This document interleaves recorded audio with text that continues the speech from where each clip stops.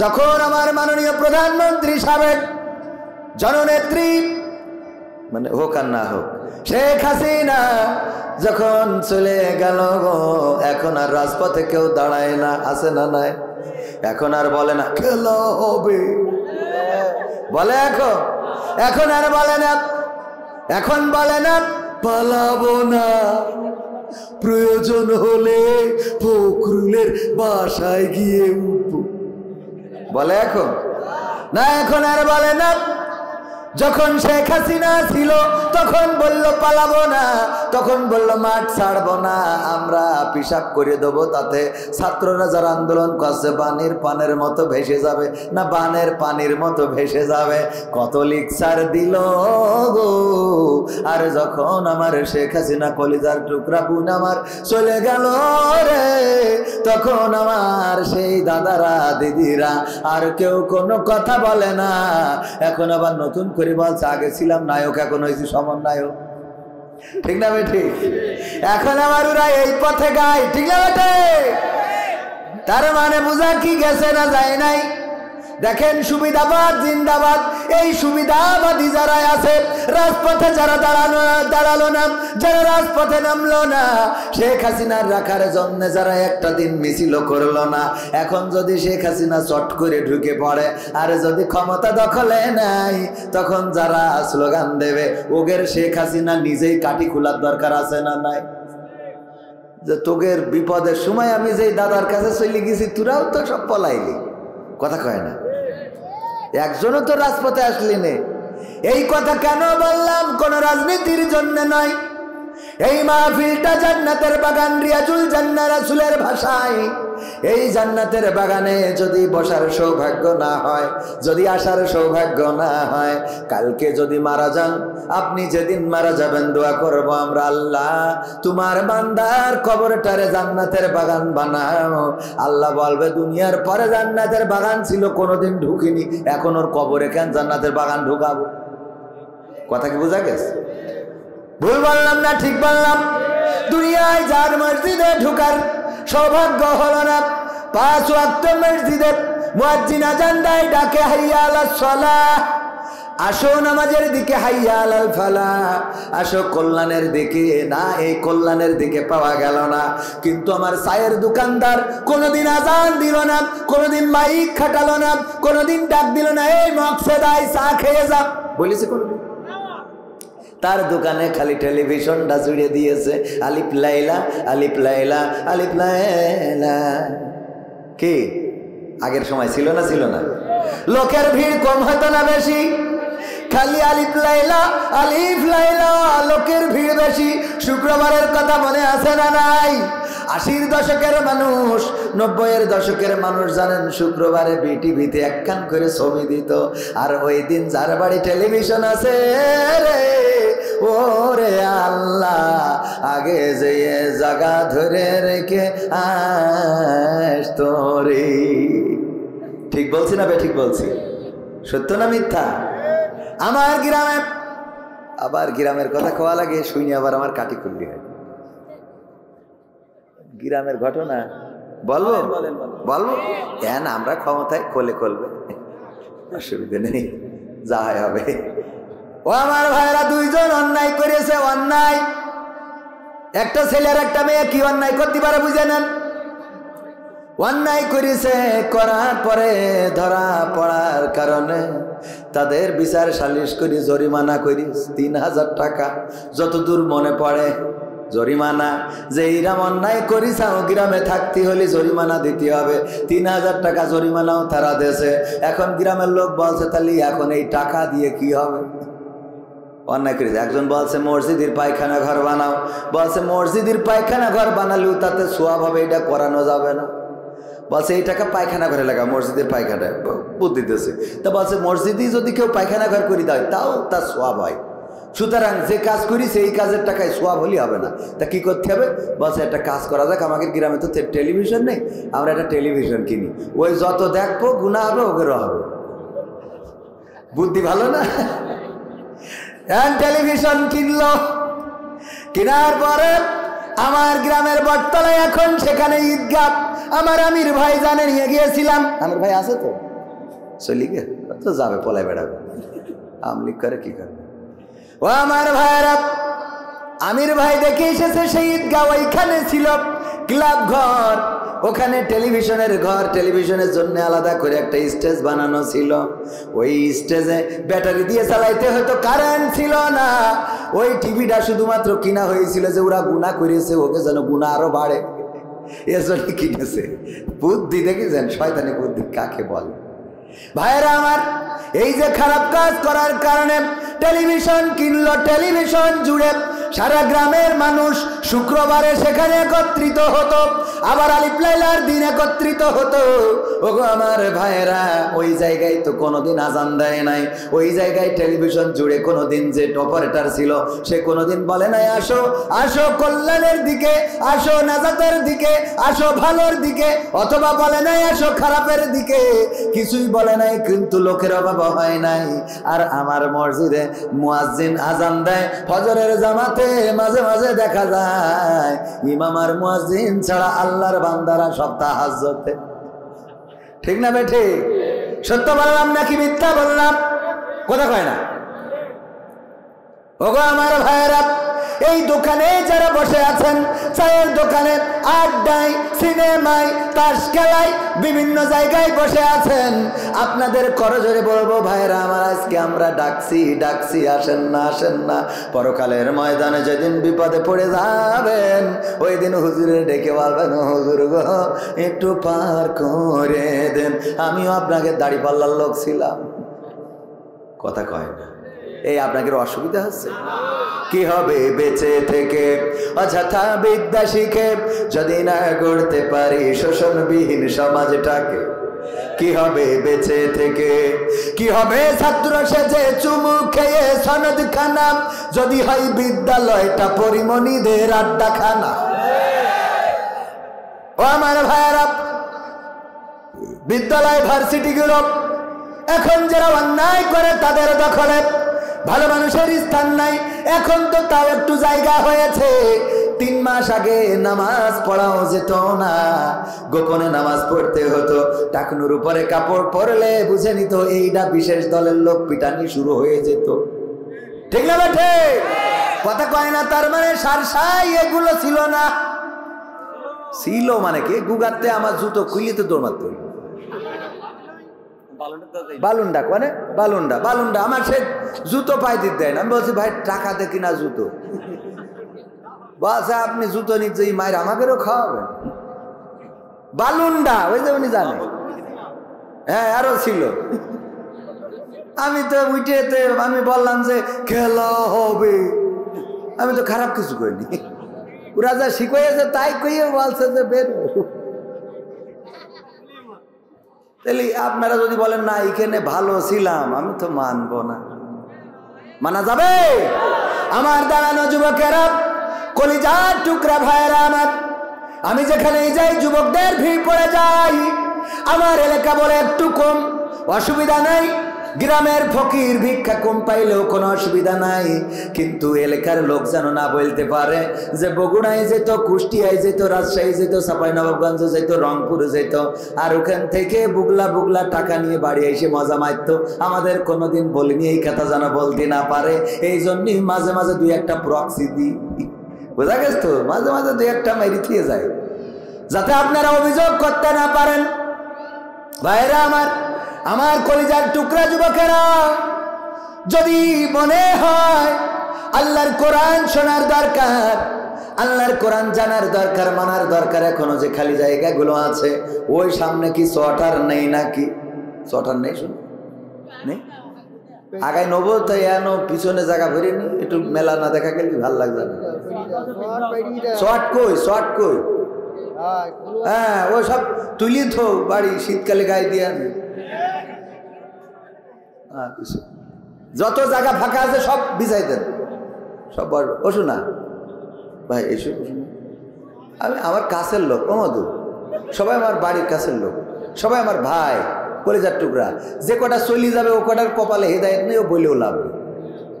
কারণ আমি তাকে বলে আল্লাহ রাসূলই পারে নাই, আবু জাহেলের গা টিপে দিয়ে আবু তালিবের পা টিপে দিয়ে হিদায়াত করতে পারিনি। তো তোকে সুনা মধু করলি হয়? তোকে জন্য 2.5 হাত বাখারি লাগবে, ঠিক না বে ঠিক? এখানে বসবে কারা? আল্লাহ যাদের কবুল করবে তারা ছাড়া বসতে পারবে না। যদি উদাহরণ দিতে যাই, উদাহরণ দিয়ে মাঝে মাঝে বলি, মুরগি পুষেছে আমার পরিচালক ভাই পরে রাগ করিস তো, মন খারাপ করে দিয়েছে। ওরে মনে এতে রাগ না, ওইলে এমনি একটা ভাব নিলাম পয়লা, ভাব মানে উঠে পরে একটা ভাব নিতে হয়। এলাকার মাহাজির মানুষ দাম দিচ্ছে না তো, হঠাৎ মনে করে একটা ভাব নিই, হুজুরির একটা ভাব আছে। কারণ আমি তো দ্বিতীয় বক্তা, প্রধান বক্তা তো আছে, তো এখন উনার নাই মুরগি নেই। আমার ভাই তো কনে সাড়াতলা বলছে মুরগি পুষার জন্য বউও নেই। হ্যাঁ, এই বললেন। যাই হোক ভাইয়েরা আমার, লাইভ যাচ্ছে, অনেকে আবার বলবেন দেখেন মাহফিলের ময়দানটা হাসি রহস্যের মঞ্চ করে ফেলেছে। ভাই মাহফিলের ময়দানে হাসি রহস্যের মঞ্চ করে নাই, বরং কিছু কথা, কিছু আনন্দ, কিছু বিনোদন, কিছু শিক্ষা দেওয়ার দরকার আছে না নাই? খালি শুধুমাত্র বলে গেলাম না বলে যাওয়ায় যদি এই ময়দান থেকে যদি হেদায়েত হয়ে যেত, তাইলে বাংলাদেশে যত ওয়াজ হয় আগামীকালকেই তো কোরআনের রাজ কায়েম হওয়ার কথা, ঠিক না বেঠি? ওয়াজ শুনে আসলে খুব বেশি হেদায়েত হয় না। হবে কি, ওয়াজ যারা শুনতে আসে তারা দেখতে আসে যে কোন হুজুর ভাইরাল হুজুর না হইলে তারা আসে। আমার ভাই ওয়াজ করলো আমার থেকে ভালো, পবিত্র কোরআন থেকে রিলে করে শোনাইছে। বলেন এর 3 ভাগ 4 ভাগের 1 ভাগ লোক কি ছিলেন না? ওয়াজ করলো ভালো, কিন্তু আমাদের ভালো লাগেনি, কারণ আমাদের দলের হতে হবে, আমাদের পছন্দের হতে হবে। তার মানে শ্রোতা যারা আসে তাদের পছন্দের না হইলে ওয়াজ শোনে। এই একই মাঠে যদি আমির হামজা ভাই আসতেন, বলেন দেখি এই জায়গায় কি জায়গা ধরতো? তাহলে যারা বলে আমরা কোরআনের জন্য যাই, আসলে এইটা বানোয়াট কথা, মিথ্যা কথা, ভুল কথা, পাম দিয়া কথা। কি কথা? মিথ্যা কথা, বানোয়াট কথা, ভুল কথা, পাম মারা কথা। এরম ওপেন কিন্তু কেউ বলবে না আমি ছাড়া। কারণ আমি কেন বলবো? আমি যেহেতু অনেকেই বলে আমি নাকি হুজুর না, এই জন্য আমি বলি, বুঝলেন? হুজুর যারা তারা বলবে না, কারণ গাই পড়ে, কনে পড়ে। আমি তো আর হুজুর না, সুতরাং আমার পড়ারও ভয় নেই। কথা কি ঠিক আছে ও আমার ভাইরা?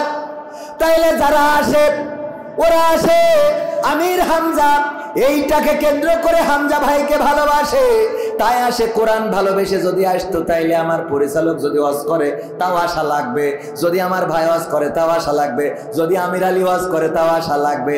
কারণ কোরআন থেকে যারা বলবে সেটা শোনার দরকার আছে না নাই?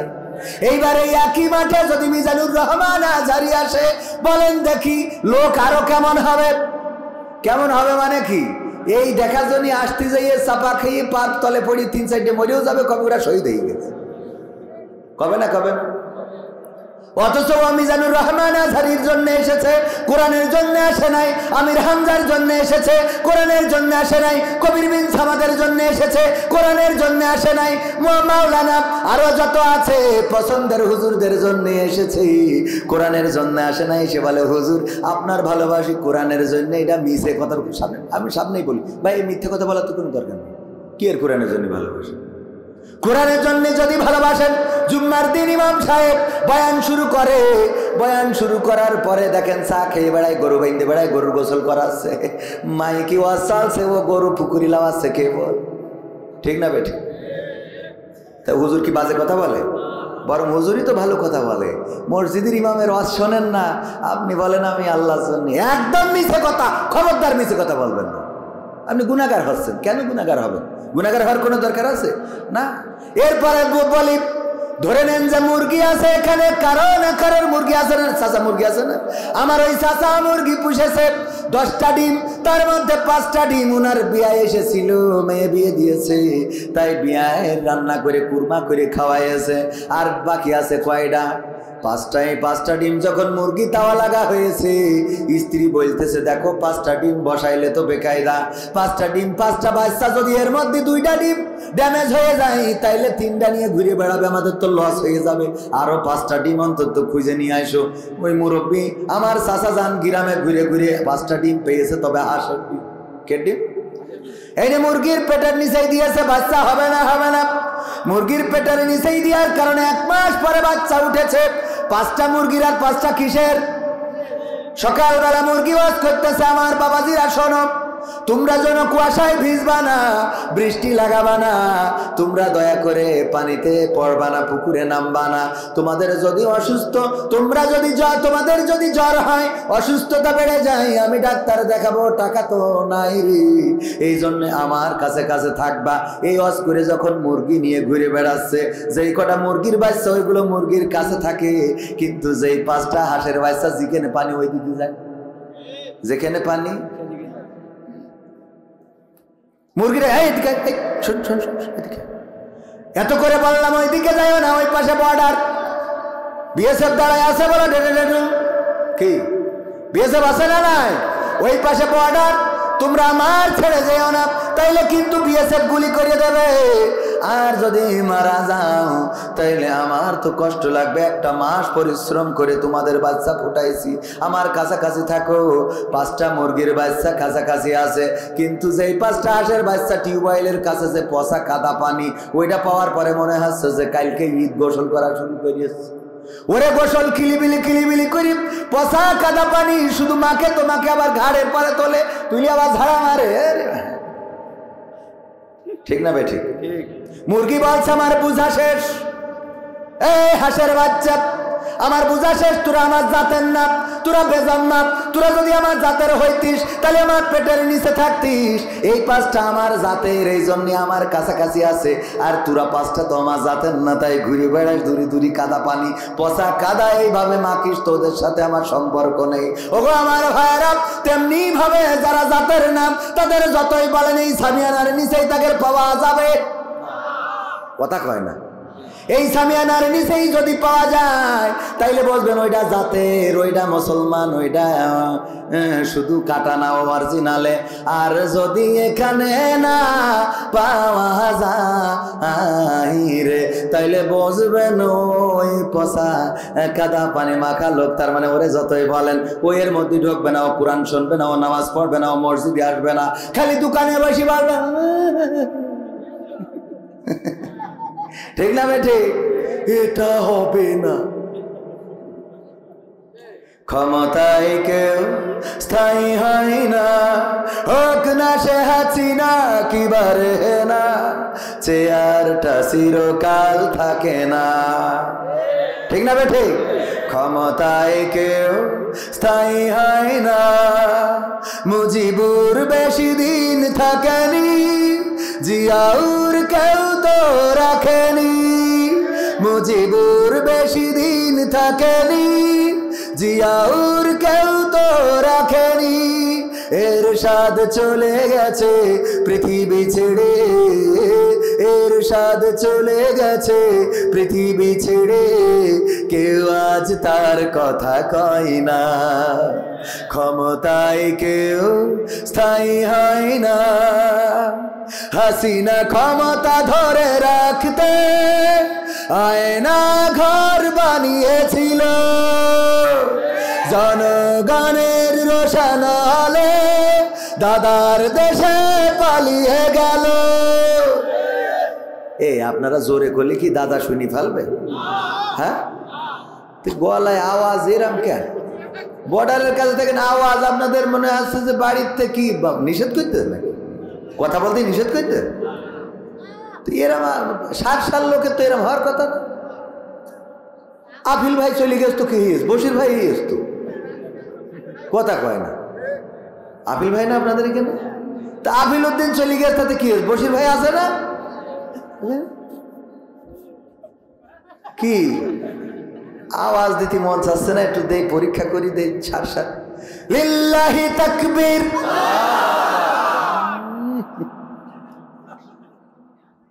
আওয়াজ করবেন ওইনে দাদা কবে যে শর্ট করে ঢুকা হবে না, ওইন বসে রইস পথে। আপনারা বর্ডারের কাছে না, তাহলে আওয়াজটা সেরকম হওয়া লাগবে না।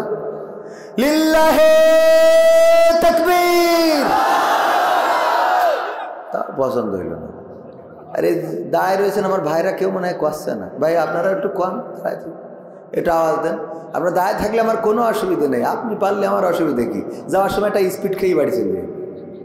লিল্লাহি তাকবীর, নারায়ে তাকবীর। আল কোরআনের আলো, আল হাদিসের আলো, আমার নেতা তোমার নেতা। লিল্লাহি তাকবীর।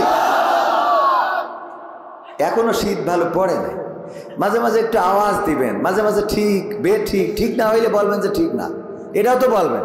তা ঠিকও কর না, ঠিক নাও কর না, কারণও আছে। ভারতের কাছে তো, এটা ভারতের কাছে না। ওই পারে গেলাম, গেলি ওয়াজ করতে দেশে, ওয়াজ করি, যাই যা বলি কেউ কিছু কথা কয় না। তা আমি বলছি কিরাম হইলো, কেউ কিছু বলে না। আমি আমার আব্দুল সালাম যুক্তিবাদী ভাইকে ফোন দিলাম, ভাই এই পারে ওয়াজ করি তো তেমন টেস্ট লাগতেছে না কেন? তাই বলছে ওয়াজ করি, সামনে শ্রোতা থাকে হাজার হাজার, কেউ কোনো কথা বলে না, আমিনও বলে না, ওলা দোয়াল্লিনও বলে না। বলছে ওদের হিসেব হইলো বাংলাদেশ থেকে টাকা খরচ করে হুজুর নিয়ে আসে, কি আমরা কথা বলবো? তাই যা বলার হুজুর তুমি একা বলবো, টাকা নিবা আবার আমাদের কথা কইতে হবে। এই জন্য এ তো বর্ডারের কাছে, আপনাদের মধ্যে কি এই আমল চলছে নাকি? এই আমল চলছে? আল্লাহ আমাদের কবুল করুন, বলেন আমিন। সম্মানিত ভাইয়েরা, আমরা মাহফিল তো শুরু করিনি, শুরু করা দরকার। 23তম ঐতিহাসিক তাফসিরুল কোরআন মাহফিল কৃষ্ণপুর দক্ষিণ পূর্বপাড়া জামে মসজিদের উদ্যোগে আজকের মাহফিলের শ্রদ্ধাভাজন সভাপতি জনাব আলহাজ মাস্টার জহুরুল হক সাহেব আছেন। মাশাআল্লাহ, আল্লাহ হায়াতে তাইয়্যিবা দান করুন, বলেন আমিন। আল্লাহ রাব্বুল আলামিন দীর্ঘজীবী করুন এবং সুস্থ জীবন দান করুন, বলেন আমিন। এছাড়া আলোচনা করেছেন আমার আগে আমাদের আমির ভাইয়ের বন্ধুবর আমিরুল ইসলাম সাহেব, অনেক সুন্দর আলোচনা করেছেন।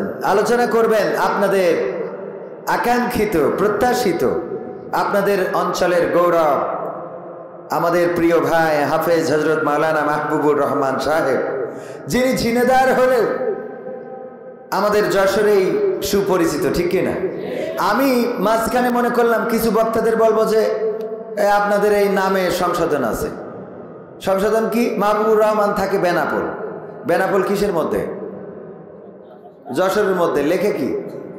ঝিনাইদহ। হাসান আল মামুন লাল থাকে কনে? যশোরে। লেখে কি? রবিউল ইসলাম খুলনা, থাকে কনে? লেখে কি? আমার তৈয়বুর রহমান ভাই মাওলানা, ঘর বাড়ি বউ বাইস্তা সব যশোরে, ভিটে মাটি। লেখে কি? যশোরে থেকে সব নিজেদের জায়গা প্রমোট করে বেড়াচ্ছে।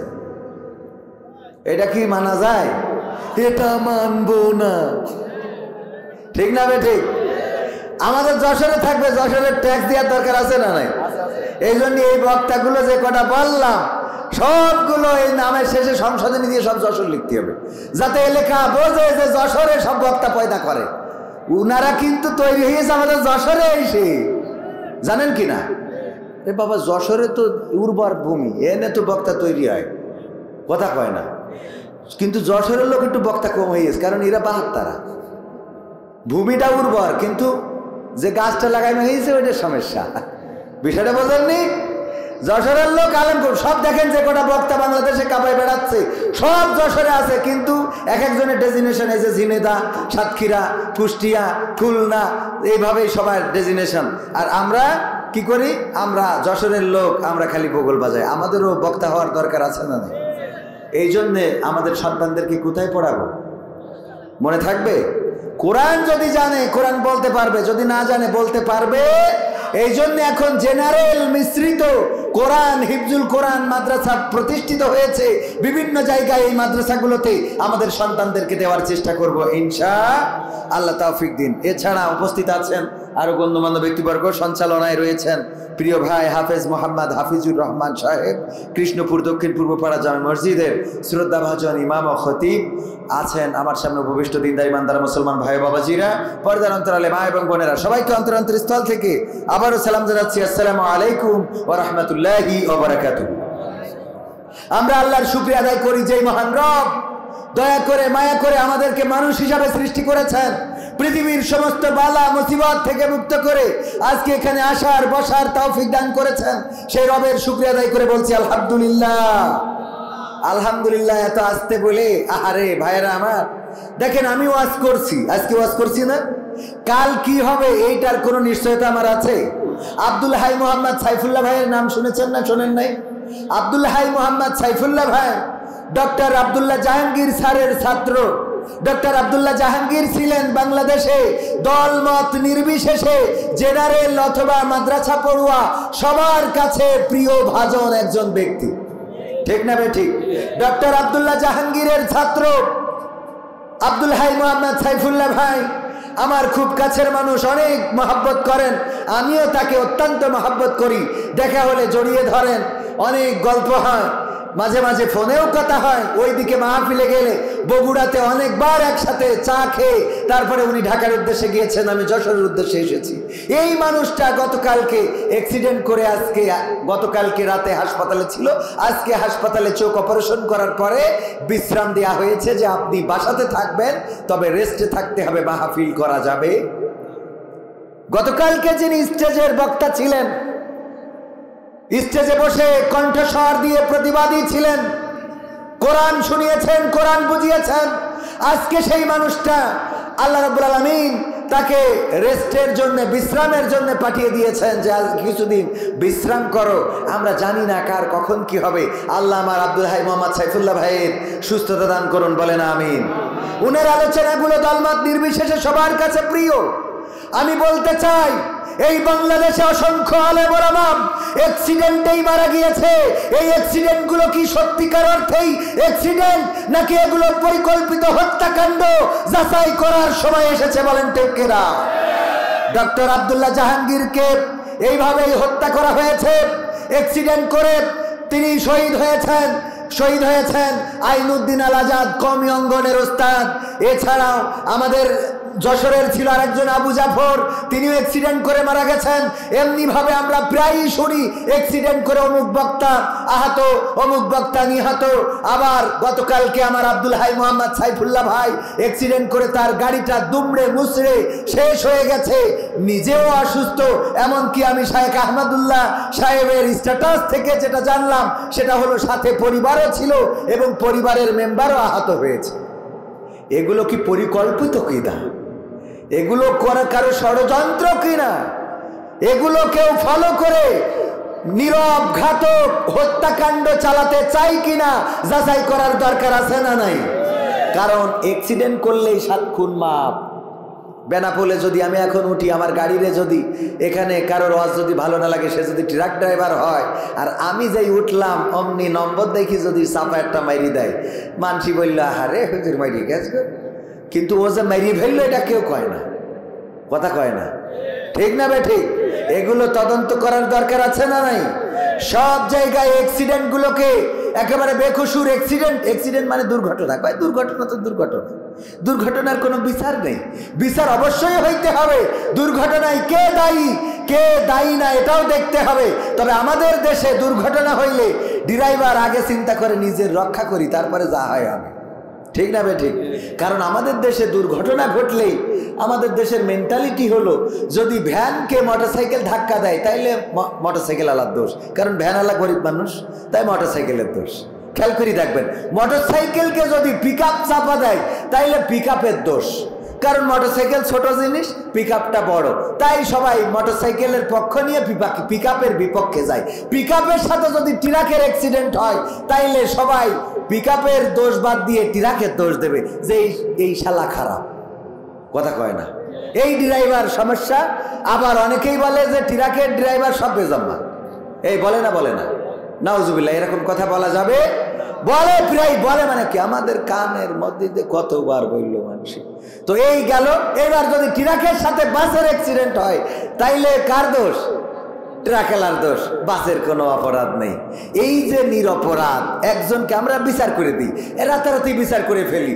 মারা গেল, মাকে মেরে ফ্রিজে ঢুকাইছে, হাত পা বেঁধে ফ্রিজে ঢুকাইছে, বলল যে র্যাব এসে ব্রিফিং দিলে যে সন্তান হত্যা করেছে, সে তার প্রেমিকাকে ভালোবাসতে চেয়ে 500 টাকা 1000 টাকা চায়, মা দিতে চায়নি, এই জন্য মার সাথে সে কি করেছে, মাদ্রাসা থেকে এসে মা তরকারি কুটছিল, হঠাৎ করে চাপটে ধরে দম বন্ধ করে মেরে ফেলতেছে, দিয়ে তারপরে হাত পা বেঁধে ফ্রিজের মধ্যে ঢুকাইছে, নাটক সাজাইছে, বাড়ি ছিনতাই করতে যেয়ে কি করেছে, মাকে মেরে ফেলেছে। আমরা কত ওয়াজ করলাম, আল্লাহ এই ছেলে জাহান্নামে দাও, ওর একসাথে 7টা জাহান্নামে ঢুকাবা, করেছি না করি নাই?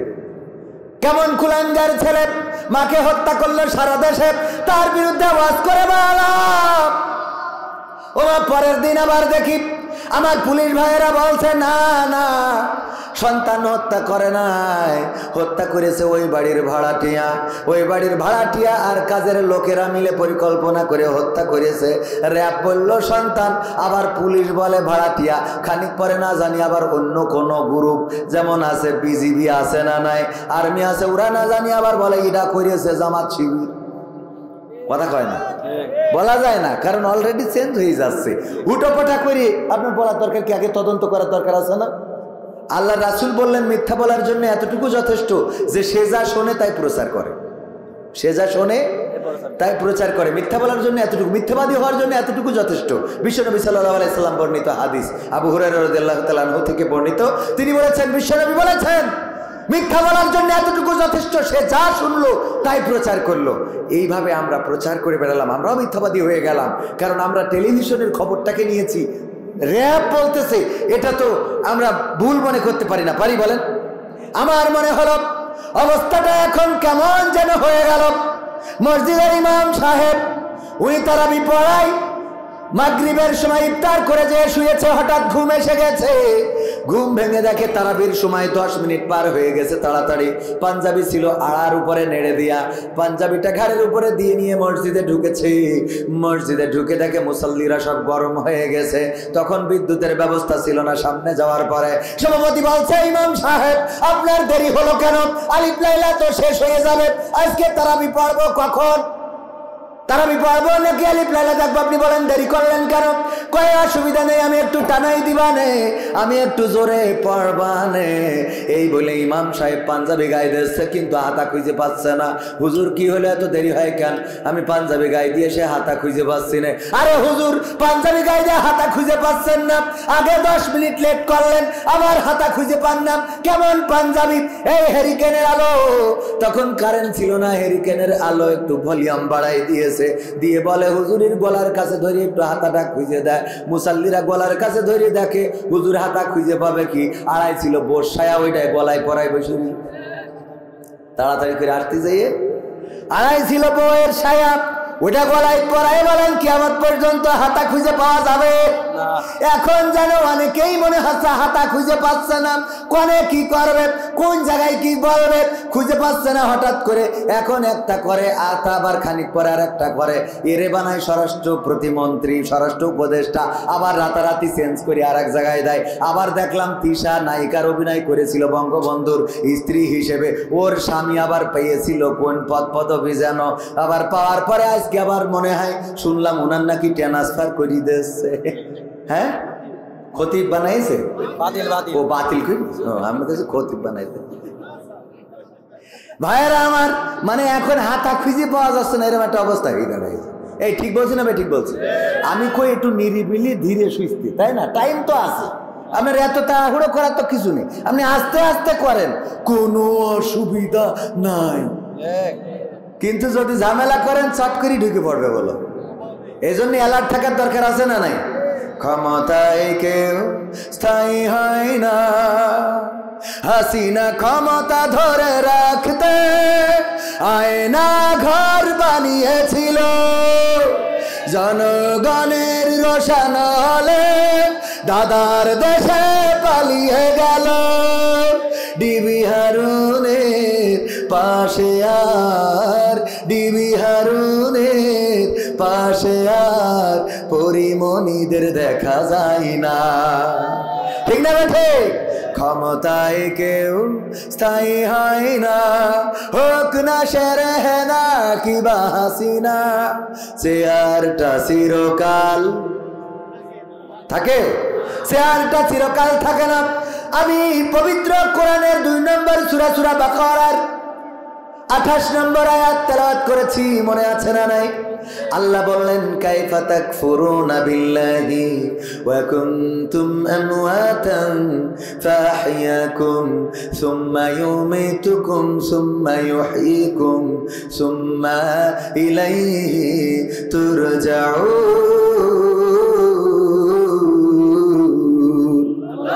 আমার আল্লাহ বলেন, ও আমার বান্দারা, তোমরা কান খুলে শোনো, তোমাদের কাছে একটা প্রশ্ন করি, কোন জিনিস তোমাদেরকে তোমাদের মহান রবকে অস্বীকার করতে শিখালো? কোন জিনিস তোমাদের রব থেকে ভুলিয়ে দিল? কোন জিনিস তোমাদেরকে কুপুরি করতে শিখালো?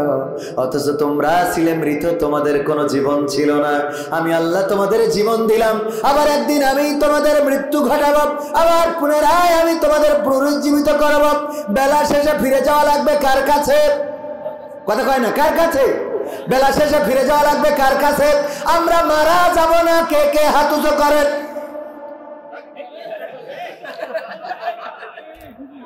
মারা যাব না, কে কে? মারা যাব না, মারা যাব না, কে কে? একজন কি আছেন?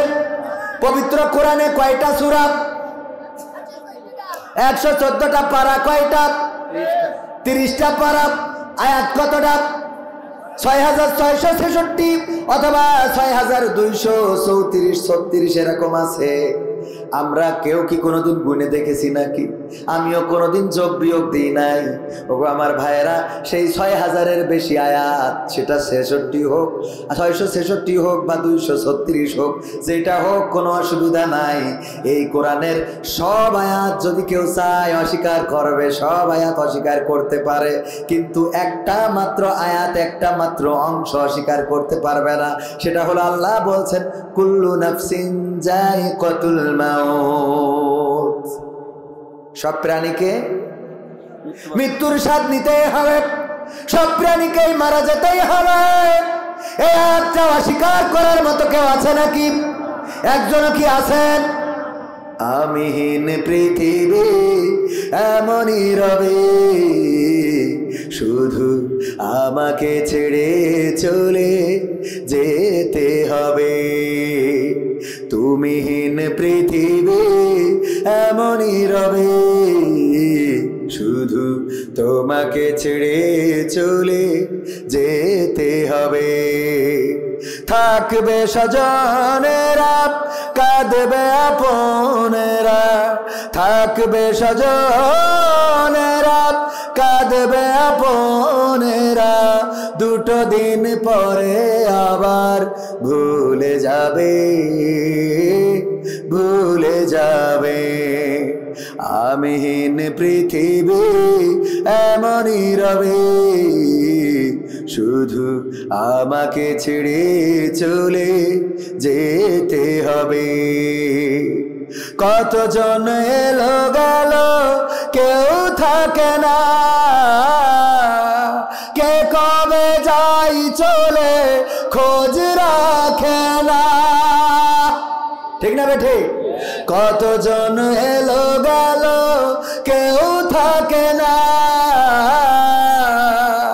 কে কবে যাই চলে খোঁজ রাখে না।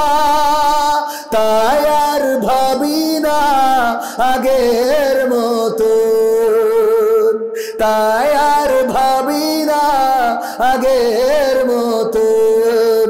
কে কি বলেছে কবে, কে কি বলেছে কবে?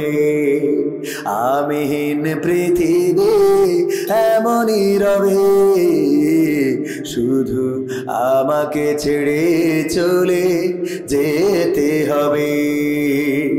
ঘরলি ভুলে যাবে ঘরেরও কথা, সাজাবে নতুন সংসার। সন্তান ভুলে যাবে কিছুকাল পরে কে ছিল পিতা যে তার। মিছে এই দুনিয়ায় মিছে সব কাজ, সত্য জীবনে নামবে যে সাজ। মিছে এই দুনিয়ায় মিছে সব কাজ, সত্য জীবনে নামবে যে সাজ। তাই আর ভাবি না আগের মতন, তাই আর ভাবি না আগের মতন। কে কি বলেছে কবে, কে